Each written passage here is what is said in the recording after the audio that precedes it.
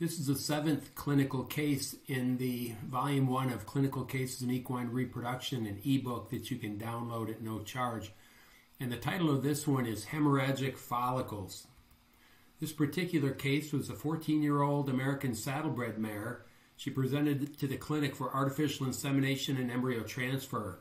The mare had been previously fertile. She'd carried 3 foals to term and donated an additional 9 embryos for transfer. The goal of this owner was pretty ambitious, to get 2 embryo transfer pregnancies and then breed the mare back to carry her own foal to term. On the initial ultrasound exam, the mare had multiple 20 to 30 millimeter ovarian follicles. There was a little bit of edema in the uterus and no free fluid in the uterus, suggestive of being in early estrus. A culture was taken. There was no significant microbial growth, and a uterine cytology brush sample showed no inflammatory cells. In the first estrus cycle, we ordered cooled semen when the follicle of this mare was developing and was 38 millimeters in diameter. Once semen was confirmed, really meaning we had a FedEx tracking number for the semen, the mare was administered a dose of deslorelin to induce a timed ovulation. Semen arrived on schedule and the mare was inseminated the next day. The following day, we detected ovulation on ultrasound examination. So all looked good on the first cycle. 8 days after ovulation, we did an embryo flush attempt and we did not get an embryo. And this was a little bit of the sign of things to come, this lack of progress here. On the second cycle, another dominant follicle developed. Same as the first cycle, we ordered semen. It arrived on schedule. The mare was inseminated. Deslorelin was administered this time with a 42 millimeter follicle in the presence of good or moderate uterine edema. And the mare did not ovulate when we predicted that she should have, so we ordered another dose of cooled transported semen. The mare was re-inseminated, and then the mare hemorrhaged. The upper left photograph shows an ovarian follicle with lots of echogenic particles in the follicular lumen, which is blood, hemorrhage. Eventually that organized into a crisscross of fibrin strands throughout the uterine lumen, or the follicular lumen, and then eventually this organized into a complete luteinized structure. So we allowed that anovulatory follicle to fully luteinize. It administered a dose of prostaglandins. It was estromate 9 days after the initial observation of the hemorrhage, as in the presence of echogenic particles, and complete luteolysis did occur. And on the graph below, we can see progesterone levels climbing up, reaching a peak here at around 8 days or so, 7, 8, 9 days after the initial formation of the echogenic particles. Prostaglandins was administered and luteolysis occurred. And then on the 3rd and 4th estrus cycles of that same year with this mare, again she came into estrus, developed a large follicle, semen was ordered, and then either deslorelin itself or deslorelin plus HCG was administered. The mare was inseminated, and yet again the mare hemorrhaged into the follicle lumen without ovulating during each of those 2 cycles. So we had monitored 4 estrus cycles over a 3-month period from early May to mid-July. Ovulation occurred only on the first cycle, and that's why you really should don't take don't take any cycle for granted, because you never know if you're going to get another chance. The next 3 consecutive cycles resulted in hemorrhagic anovulatory follicle development. Semen ultimately was shipped and the mare inseminated 5 different times during the 3 anovulatory cycles, and this mare went home without a pregnancy. We're going to take a moment and define some hemorrhagic events that occur in equine ovary during the cycle. The first one's a normal structure, the corpus hemorrhagicum. And the corpus hemorrhagicum, or CH, forms following a normal ovulation. The follicle collapses, follicular fluid is evacuated, the oocyte is released, and then hemorrhage from capillaries lining the follicle occurs post-ovulation. And the hallmark of a normal corpus hemorrhagicum is the presence of clotted blood in the former follicle. We can see a 2-day-old corpus hemorrhagicum on this ultrasound photograph. The next one is a less common structure, not well defined, but the ovarian hematoma. And as currently defined, this is a structure that forms in the normal post-ovulation period, but with excessive hemorrhage into the former follicle lumen, and that the diameter of that structure exceeds that of the former follicle. So it's essentially just a very large corpus hemorrhagicum. But you'll see the term ovarian hematoma sporadically in the equine literature. And then we get to the abnormal structure, the hemorrhagic anovulatory follicle. And this forms when there's hemorrhage into the lumen of the follicle that ultimately does not ovulate. And the hallmark of at least an early hemorrhagic anovulatory follicle is the presence of unclotted blood in that follicular structure. These typically eventually luteinize, the ones that hemorrhage, and they produce progesterone, and we'll talk more about that in a few minutes.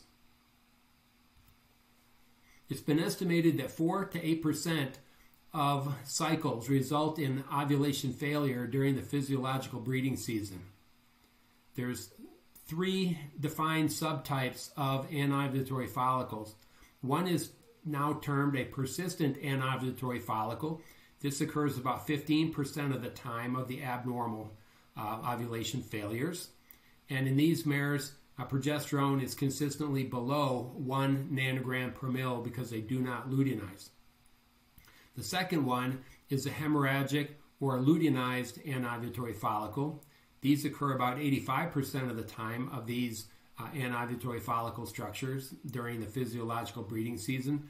And in these mares, progesterone is elevated above 1 nanogram per mil. And then there's a sporadic number of these partial luteinized anovulatory follicles. They're not common. We'll discuss these more in a few moments. Again, a brief review of the persistent anovulatory follicles. These follicles can become excessively large. They may be greater than 50 or 60 millimeters in diameter. They're not all enlarged, but many of them can be. Eventually, follicle growth stops. These follicles eventually become atretic. Edema goes away as the estradiol production decreases. They will eventually regress over time, and as noted previously, progesterone is consistently less than 1 nanogram per mil, which means there's no luteinization and means that a dose of prostaglandins will not do anything to change the time course of these particular structures. Mares will eventually develop another follicular wave, could be on the same ovary or on the opposite ovary, and the process could be repeated again potentially. The other type is a luteal type, and you can initially recognize these by the presence of multiple echogenic particles in the follicular lumen, as shown in the ultrasound photograph on the right. Here's a video showing the progression of anovulatory follicles. Again, the hallmark is unclotted blood in the follicle lumen when this first occurs. This is an ultrasound video of a large follicle that is hemorrhaged, and with ballottement of the follicle, you can see blood swirling in the follicle lumen. Equine follicular fluid has a heparin-like molecule that will prevent clotting. Eventually, it will clot, and there will be fibrin strands form across the former lumen of the follicle. You can see an enlarged structure, some follicles there, and fibrin strands as well. Some of them can be excessively big. This is a very large one. Eventually we'll see it. This mare had big follicles on each ovary. We're expecting a double ovulation. This is the mare's left ovary. This follicle is being measured. It's around 36 millimeters in diameter. We're going to go leave that ovary, go down the left uterine horn. It's got moderate edema. Go up the right uterine horn. And there's a very large structure here. There's a normal follicle over here in the edge. An increase of depth here. And this whole thing is one large hemorrhage into the former follicle. We'll eventually ballot this structure, and you can see the swirling of blood.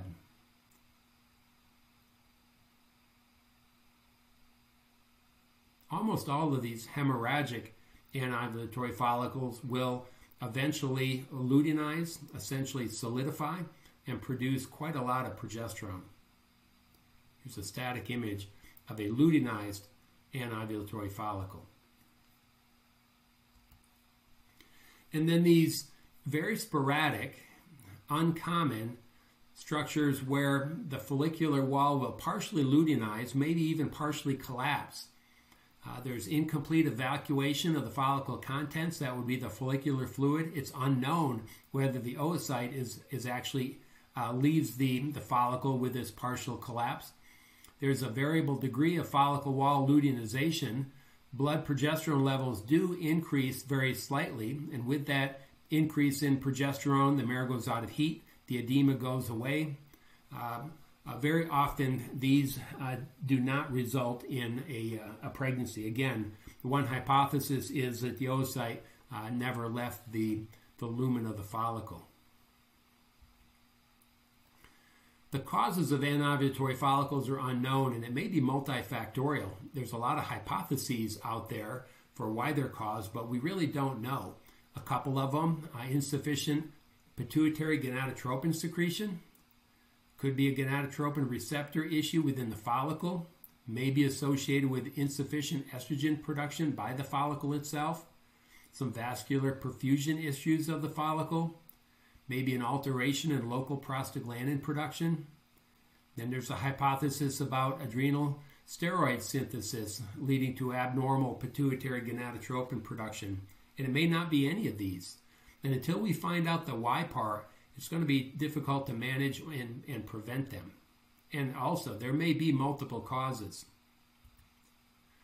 The treatment, if it's truly a persistent anovulatory follicle, you need to just wait those out.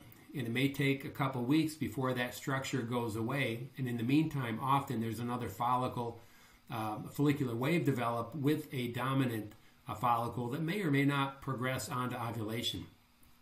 With the luteinized version of the anovulatory follicle, a dose of prostaglandins, 1 or 2 doses, is usually quite effective if the follicle is allowed to luteinize.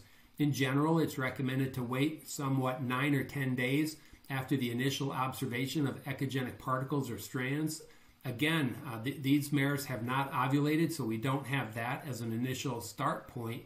So the only thing we have is the initial recognition of echogenic particles or strands, and then wait 9 or 10 days. There has been proposed an alternative, which is an anti-luteogenic protocol, which is daily administration of prostaglandins to prevent these structures from actually luteinizing. People have tried administration of HCG or GnRH to the persistent anovulatory follicle type anovulatory follicles to no effect. Cannot get them to luteinize, and therefore prostaglandins will not be effective. The take-home message for this clinical case is failure of ovulation is common in the spring transition period, less common during the physiological breeding season, but does occur in somewhat 4 to 8% of estrus cycles. And importantly, affected mares may exhibit repeated or multiple anovulatory cycles during one given breeding season. A majority of anovulatory follicles do luteinize, and they will regress following administration of prostaglandins. It's been suggested that short cycling these mares with prostaglandins may lead to a higher incidence of formation of hemorrhagic anovulatory follicles. Data from our program suggests that that's not the case, but keeping an open mind, it's possible that some of these mares may develop anovulatory follicles because of administration of prostaglandins. So keep that in mind. And clearly, ovulation failure results in lost estrus cycles, financial loss to the owner, and a reduction in fertility potential. More information can be obtained by looking at the website of the Equine Reproduction Laboratory at Colorado State University.